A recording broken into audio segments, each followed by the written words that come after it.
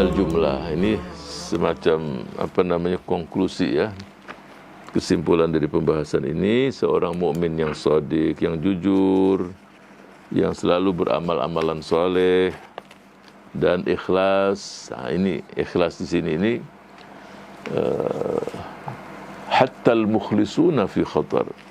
Jadi ada dua kelompok, mukhlisun wa mukhlasun.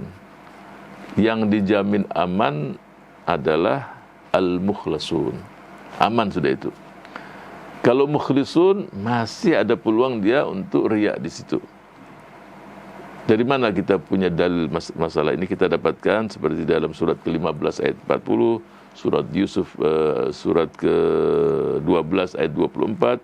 Kalau dalam surat Al-Hijr surat ke-15 ayat 40 berbunyi, qala rabbi bima aghwaytani la uzayyina lahum fil ardi wa la ughwiyannahum ajma'in illa ibadaka minhumul mukhlasin. Mukhlasin. Jadi iblis dia mengatakan ya Rabb, dia mengaku, wahai Tuhanku, wahai Tuhan, fabima aghwaytani, sebagaimana sudah ditetapkan kesesatan untuk diriku, la uzayyina lahum fil ard, aku akan membuat mereka-mereka yang ada di bumi ini, membuat bermaksiat itu indah pada mereka. Coba maksiat jadi indah, coba. Wal ughwiyannahum, dan aku akan sesatkan mereka semua. Tapi terakhir apa dia katakan? Illa ibadaka minhumul mukhlasin, kecuali hamba-hambamu yang mukhlasin. Kemudian dalam surat Yusuf, innahu min ibadinal mukhlasin, Nabi Allah Yusuf. Jadi banyak ayat-ayat, seingat saya ada sekitar 11 ayat yang berkaitan dengan mukhlasin. Pertanyaannya, apa bedanya antara mukhlis dan mukhlisin dan mukhlasin? Saya tanyakan bukan nama orang. Ada ustadz, ada orang namanya mukhlas, ada yang namanya mukhlis. Bukan, artinya apa? Bedanya mukhlisin sama mukhlasin itu apa? Bukan nama orang. Memang benar ada orang namanya mukhlas, ada namanya mukhlis. Ya, dua-dua nama.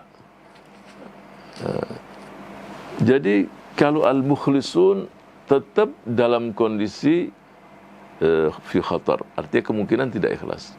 Memang mungkin, apakah mungkin seorang yang mukhlis tidak ikhlas? Mungkin, bisa terjadi. Contoh umpamanya, dia ya, saya tidak mengatakan 100% itu tidak benar, tidak.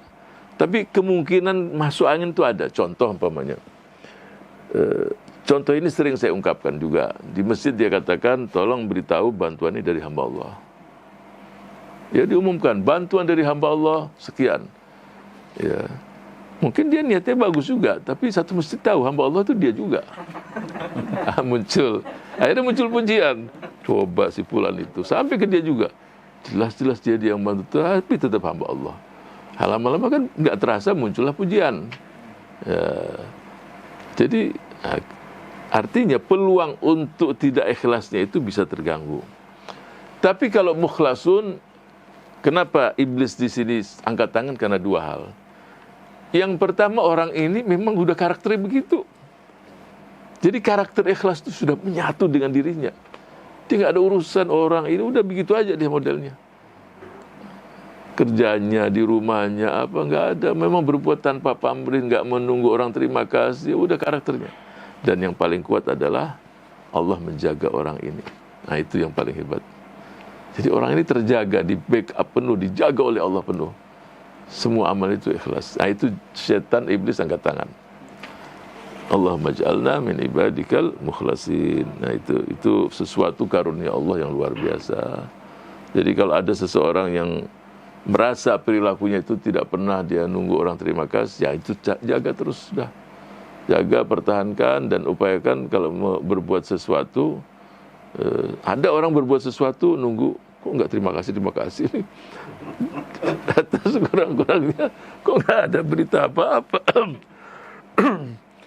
Yang pertama tanyakan dirinya, oh jangan-jangan ini sebetulnya uang itu kan bukan uang dia, umpamanya uang zakat, uang ini, itu memang hak mereka. Jadi jangan tunggu terima kasih, itu hak fuqara wal masakin. Jadi ada uang zakat, uang ini juga sebetulnya nggak perlu bahwa kita yang harus terima kasih. Tapi ada seseorang tetap menantikan. Walaupun Rasulullah sallallahu alaihi wasallam juga mengajarkan kepada kita, man lam yashkurin nas lam yashkurillah. Yang tidak berterima kasih kepada manusia, tidak beri terima kasih pula pada Allah. Jadi akhlak ada juga, tawazun dalam kehidupan. Di satu sisi tidak menantikan dia ucapan, tapi sebagai seseorang, ya kalau di negara-negara seperti negara besar, ya atau perjalanan ratusan kilo, orang bawa mobil sendiri sepi, ada yang numpang. Di perjalanan setelah turun, wassalam, kalam. Antum ini 500 kilo, masa walasalam ini turun dia, oke, wassalam. Terus dia 400 kilo, ya udah ente pergi sendiri. Ya sekurang-kurangnya jazakallah khair, mudah-mudahan Allah itu kan diundang orang di rumah tertentu, kita makan di situ apa, alhamdulillah makanannya enak, jazakumullah khair. Aftara indakum shaim wa akalatu amu sallatu. Ada baca doa yang diajarkan oleh Rasul. Aftara indakum shaimun wa akalatu amakumul abrar wa sallat alaikumul malaikah. Jangan udah makan ini, makannya juga enggak disisain, juga enggak habis, nambah terus tapi jadi enggak selesai, makannya enggak tuntas. Itu enggak ada bahas. Artinya itu juga tidak membuat keikhlasan itu berkurang, tapi ihtiram mutabadal. Yang satu tidak mengharapkan sesuatu, tapi yang satu pun bermuamalah, berinteraksi dengan bahasa-bahasa yang bagus. Jadi sungguh penting keikhlasan dari seluruh amal perbuatan tadi, dan mengharapkan diterima oleh Allah, dan mengharapkan Allah Subhanahu wa taala semuanya adalah karunia dari Allah, dijauhkan dari dosa. Dan jadi semua ini membuat seseorang tadi semakin dekat sama Allah, semakin mengharapkan ampunannya, karunia-Nya, dan juga khawatir yang dia hati itu sendiri bisa berubah-ubah. Berbeda dengan mereka-mereka yang keliru dalam memahami ini semua dan mengharapkan ampunan. Ya, di satu sisi bermalas-malasan, menganggap tenang-tenang aja, dan dia anggap pokoknya Allah Maha Pemurah, Maha Pengasih. Ya, orang-orang semacam ini sangat berbahaya, dan upayakan diri kita semua untuk selalu dalam posisi beramal soleh dan selalu takut pada Allah Subhanahu wa taala, dan meminta kepada Allah akan menjaga iman kita semua.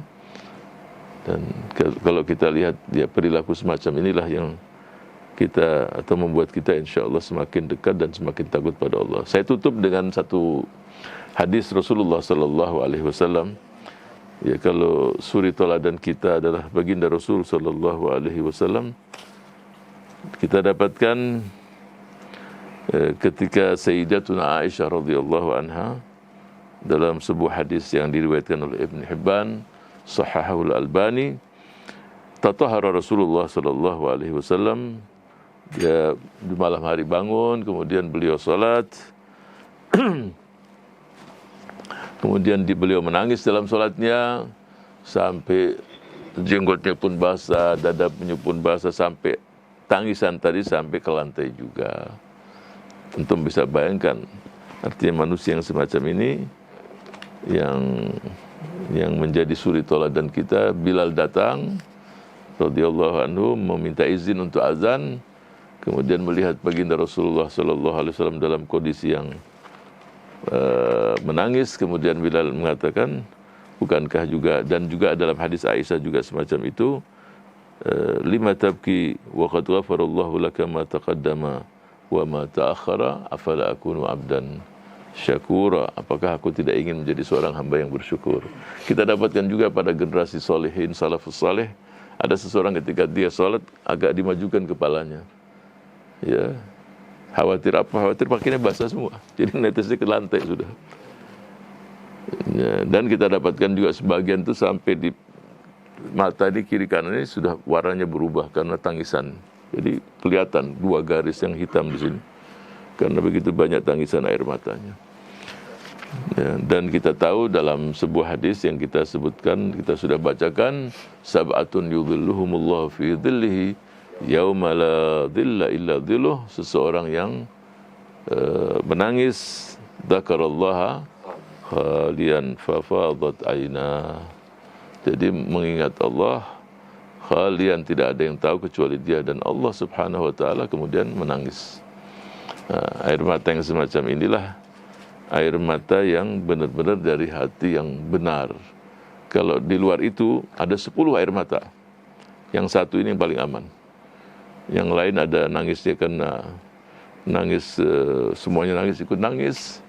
Jadi nangisnya itu nangis musyarakah, bersama-sama lah, nangis jama'i, nangis kolektif lah. Ya insya Allah diterima, cuma yang begitu masih di alamatul istifham, tangisan yang bisa diragukan. Ya, karena menangisnya itu ngeliat kiri kanan nangis, nggak enak kalau nggak nangis. Kan dia lihat kiri kanan nangis semua.